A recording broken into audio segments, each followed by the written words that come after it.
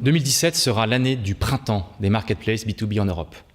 Soudainement, grande partie des opérateurs B2B européens se lancent dans la bataille de la marketplace. Amazon Business fait à cet égard figure à la fois de détonateur et d'exemple. Détonateur car tous les opérateurs craignent de le voir survenir sur leur terre. Exemple car ils en ont maintenant la preuve que ce modèle peut exister et fonctionner correctement. C'est la raison pour laquelle nous avons souhaité lancer ce baromètre des marketplaces B2B en partenariat avec deux partenaires de premier rang, Miracle et Webhelp Payment Service, lesquels aujourd'hui permettent aux opérateurs de marketplace, B2C ou B2B, d'opérer. Les marketplaces ne vont pas capturer la totalité des flux. Il convient de se demander quelles seront les circonstances qui leur seront le plus favorables.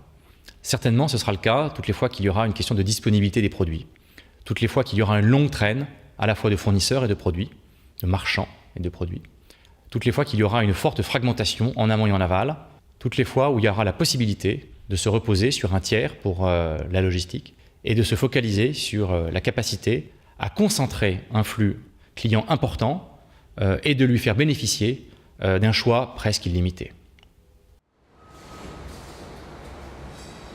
La chaîne de valeur sera impactée de plusieurs manières.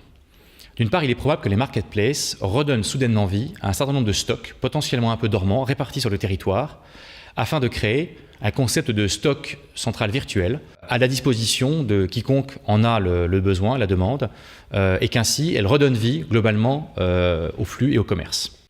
Deuxièmement, les marketplaces auront probablement un rôle sur l'équilibre entre produits de forte rotation, de rotation moyenne et de longue traîne, favorisant mécaniquement les produits de longue traîne et étant probablement moins pertinente sur les produits de très forte rotation. Il est probable qu'elle déplace une partie du commerce, des business de traîne moyenne, de middle train, vers la longue traîne. Enfin, sur les métiers, les marketplaces auront un impact important. Les métiers de category management qui devront s'enrichir du métier de vendor management, gérant de marchands. Les métiers d'approvisionnement et de stockage qui vont évoluer vers un métier de coordination et de gestion de stock potentiellement partiellement virtuel. Les métiers de vendeurs qui garderont leur aspect de prospection certes, mais qui devront s'enrichir d'un métier nouveau qui est un métier plutôt de Customer Data Analytics, puisque mécaniquement les marketplaces vont générer énormément de données. Et enfin les métiers de livraison, ces métiers-là étant plus naturellement confiés à des tiers. Si 2017 est le printemps, 2018 sera vraisemblablement l'été.